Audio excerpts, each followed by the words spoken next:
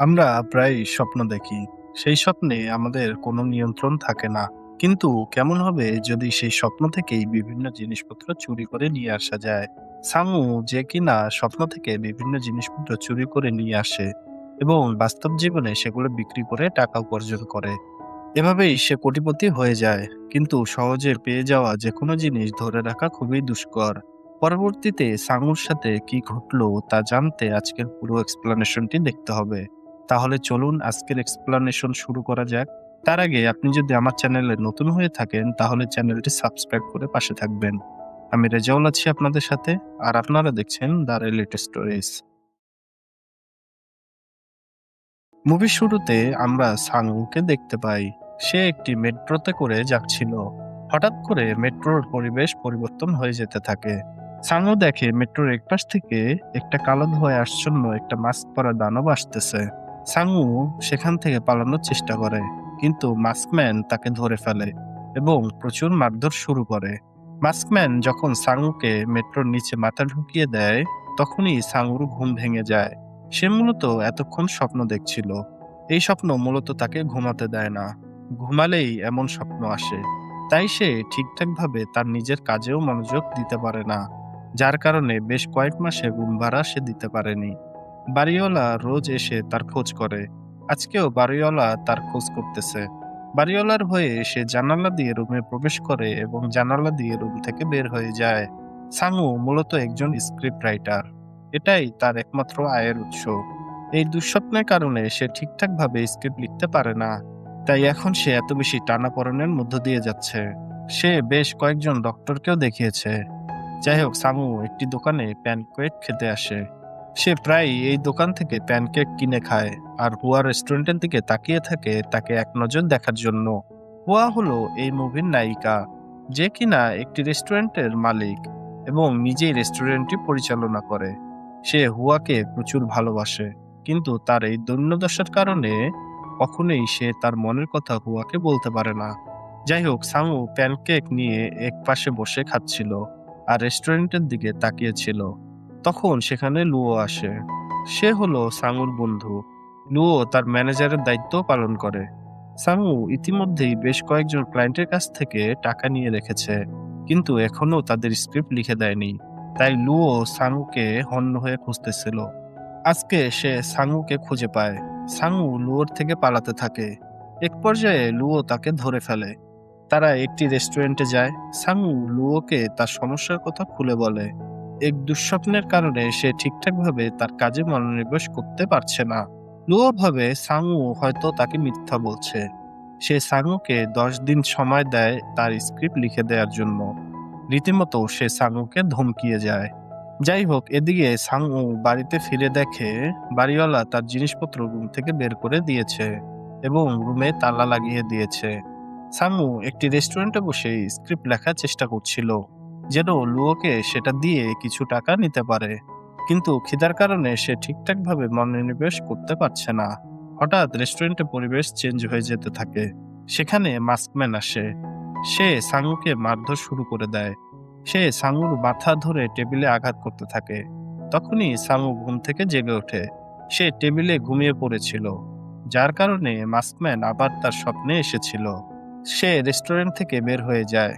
জীবনের এত বেশি সমস্যার কারণে সাংউ সিদ্ধান্ত নেয় সে সুইসাইড করবে। না সে ঠিকভাবে ঘুমাতে পারছে, না সে ঠিকঠাকভাবে কাজ করতে পারছে। দিনের পর দিন তাকে না খেয়ে থাকতে হচ্ছে।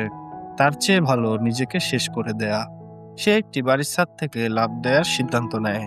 নিচ থেকে সেই প্যানকেকের দোকানের বৃদ্ধ তাকে দেখতে পায়, যার কাছ থেকে সে রোজ প্যানকেক কিনে খায়। সে সাংউকে লাফ দিতে মানা করে। সে বলে, একটু দাঁড়াও, আমি উপরে আসতেছি। সাংউ আর লাফ দেয় না। বৃদ্ধ লোকটি এসে সাংউকে কেক খেতে দেয়। সাংউ প্রচন্ড ক্ষুধার্ত ছিল, তাই সে পাগলের মতো কেক খেতে থাকে।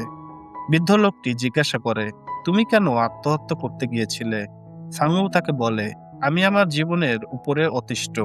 আমি ঠিকভাবে ঘুমাতে পারি না। যখনই ঘুমাতে যাই, স্বপ্নে একজন মাস্কম্যান এসে আমাকে মারধর শুরু করে। এক পর্যায়ে আমি স্বপ্নের মধ্যেই মারা যাই। প্রতিদিন এভাবেই আমি স্বপ্নে মৃত্যুবরণ করি।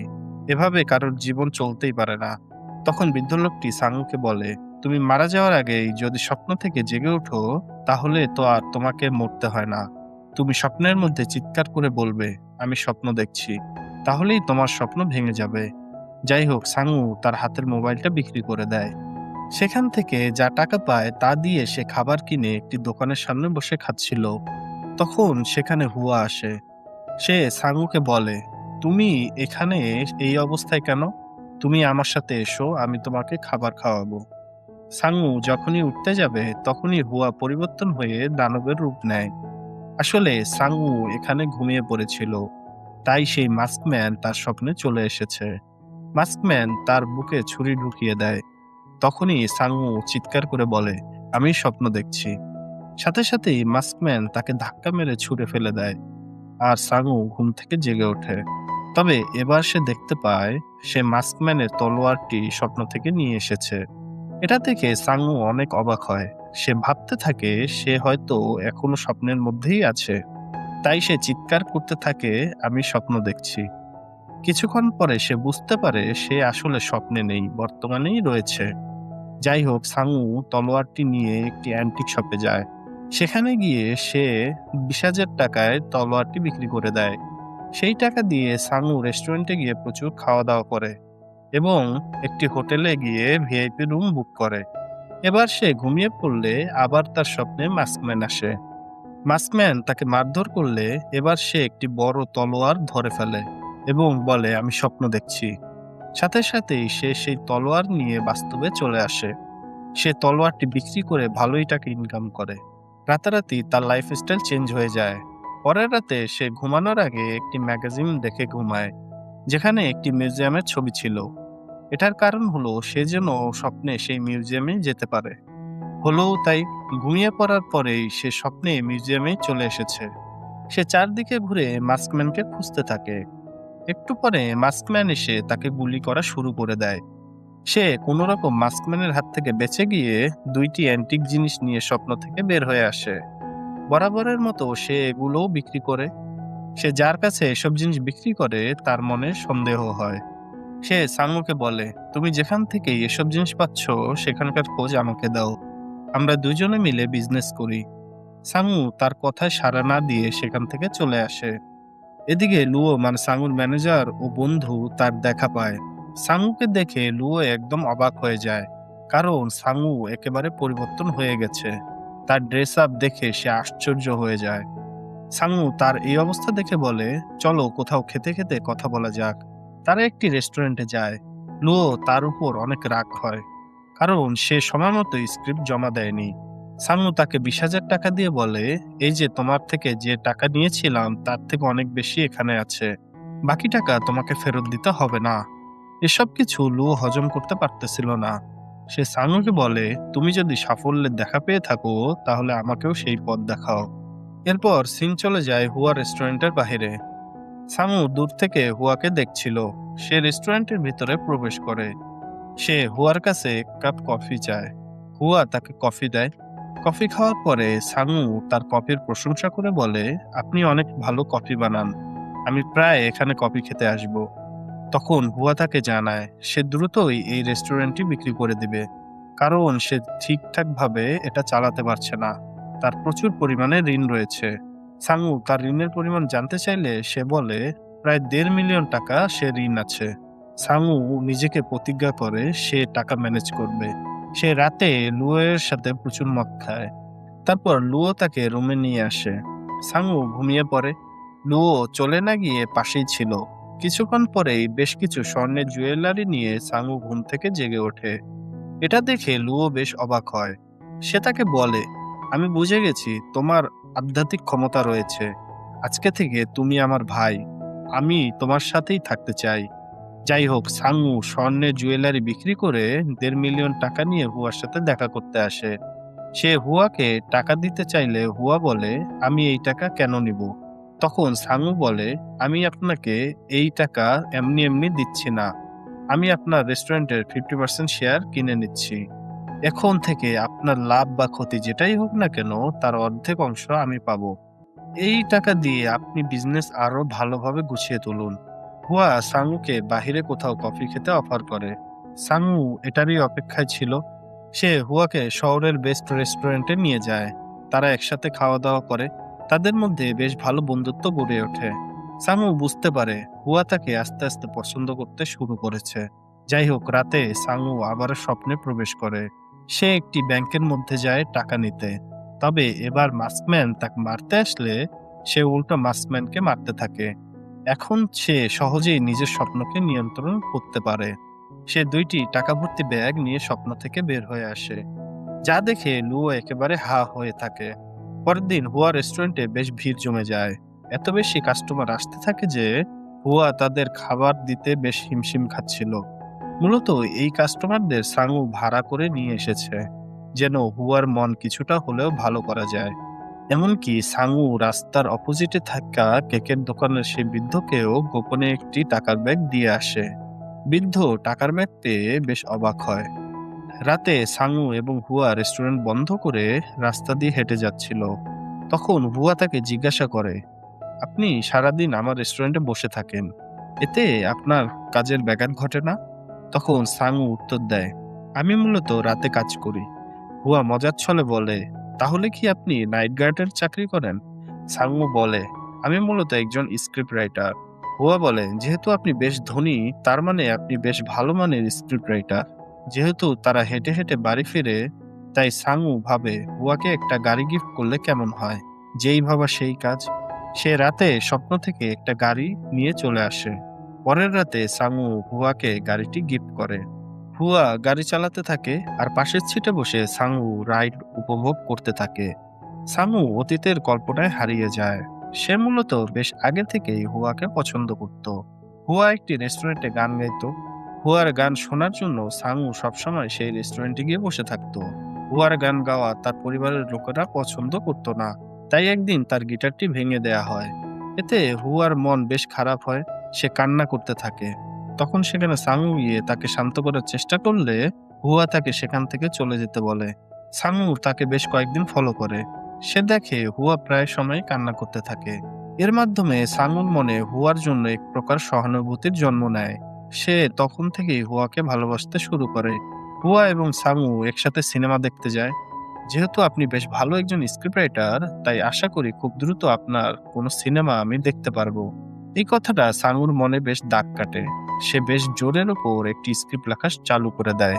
স্ক্রিপ্ট লেখা শেষ হলে সেটি সে লুওকে দিয়ে বলে সে এই গল্পের উপর একটি মুভি বানাতে চায়।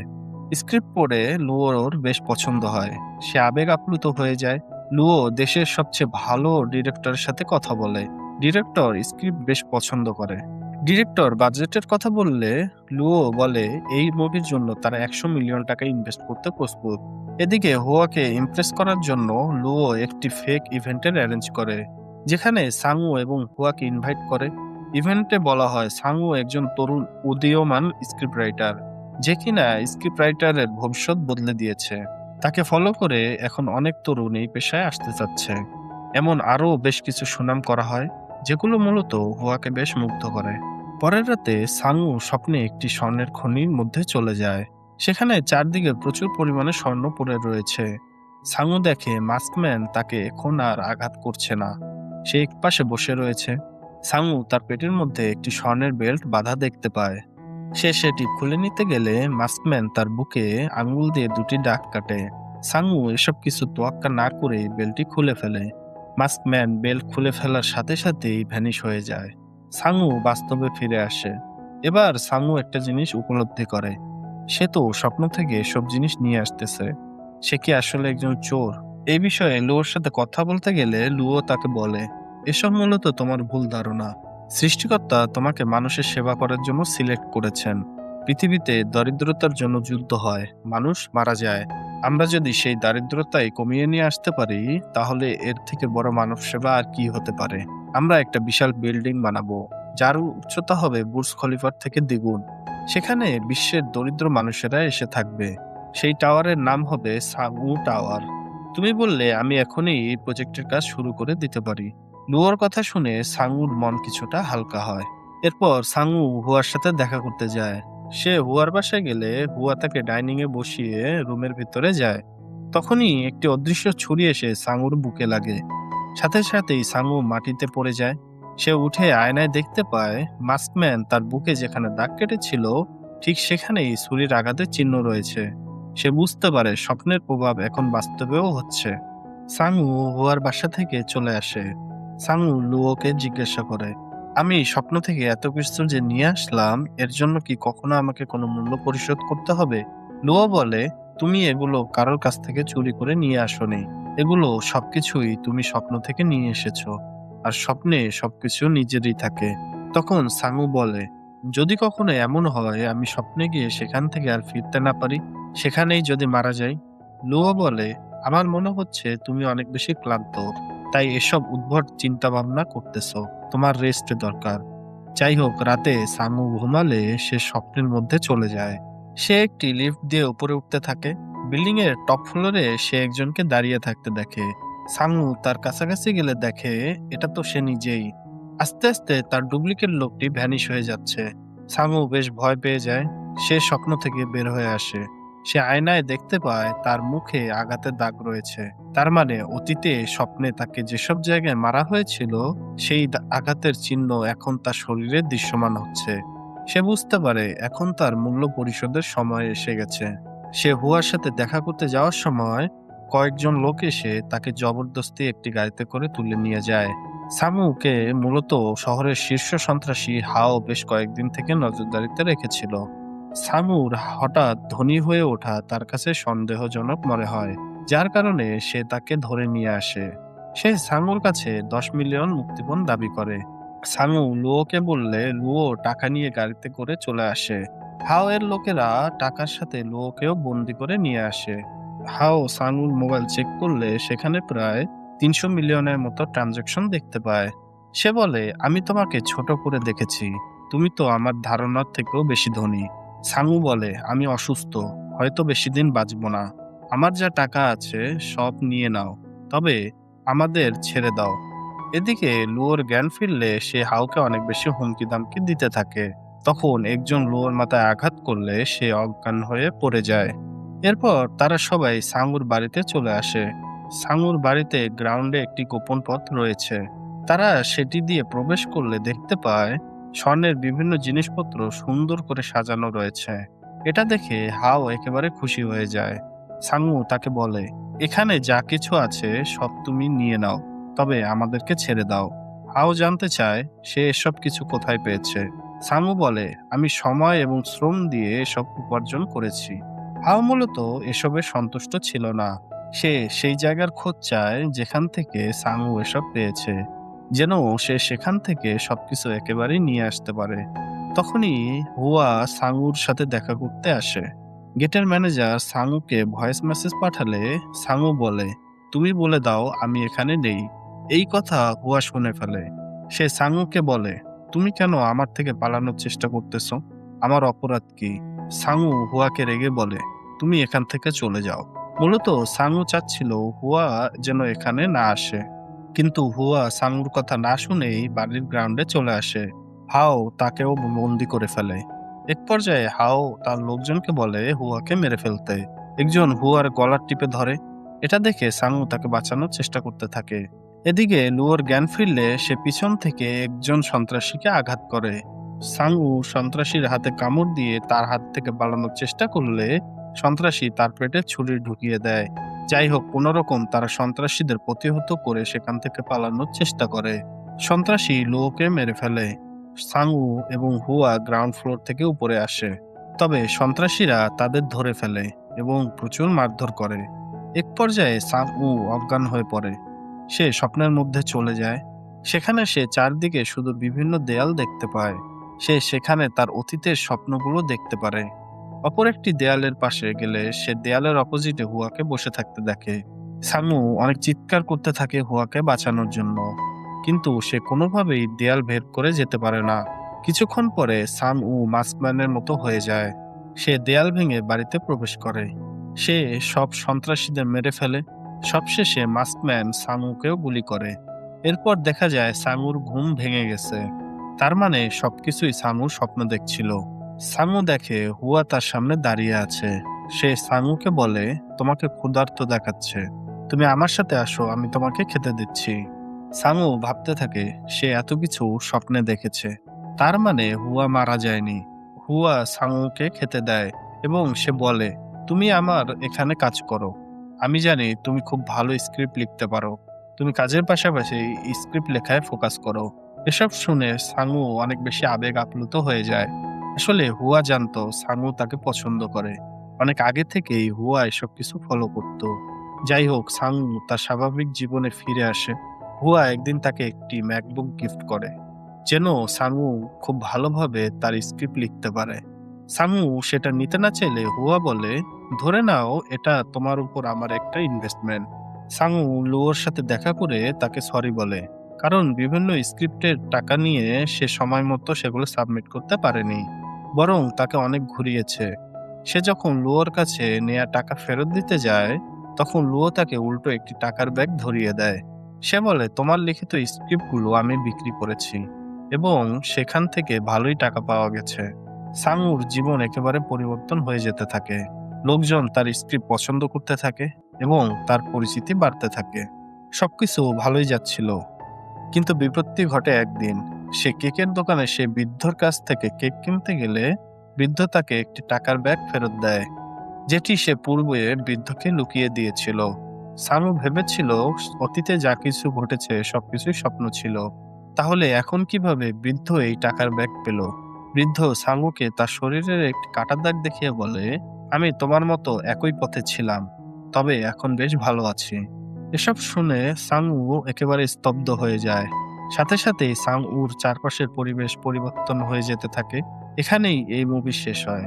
তবে মুভির শেষে আরেকটি অংশে দেখানো হয়, যেখানে সাংউ স্বপ্ন থেকে উঠে যায়। হুয়া তার সাথে কথা বলছিল। তখন লুকিয়ে সেই মাস্কম্যান তাদের দেখতে থাকে। মুভিটি শেষ হয় কিছু প্রশ্ন নিয়ে। এটি যেন বাস্তব এবং স্বপ্নের মধ্যে একটি লুপ তৈরি করেছিল। তবে একটা জিনিস আমরা বুঝতে পারি, সহজে পেয়ে যাওয়া কোনো জিনিসই কখনো সুখকর হয় না। সুতরাং কষ্ট করে অর্জন করাই ভালো। আপনাদের আজকের এক্সপ্লানেশনটি কেমন লাগলো তা অবশ্যই কমেন্ট করে জানাবেন। ভিডিওটি ভালো লাগলে লাইক করবেন এবং আমার চ্যানেলটি সাবস্ক্রাইব করবেন। এখন থেকে নিয়মিত আপনাদের মাঝে ভিডিও নিয়ে আসার চেষ্টা করব। দেখা হবে পরবর্তী কোনো ভিডিওতে। ততক্ষণে ভালো থাকবেন সবাই।